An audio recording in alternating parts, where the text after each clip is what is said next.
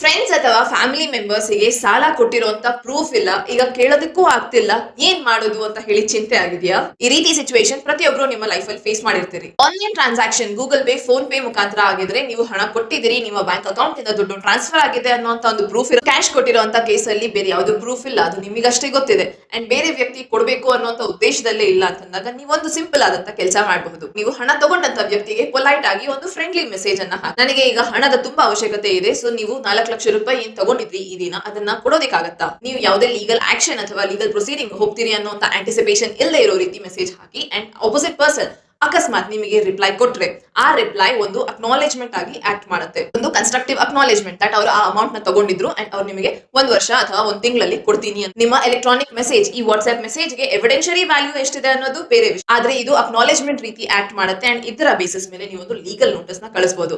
and most of the cases ಅಲ್ಲಿ legal notice ಮೇಲೆ ನಿಮ್ಮ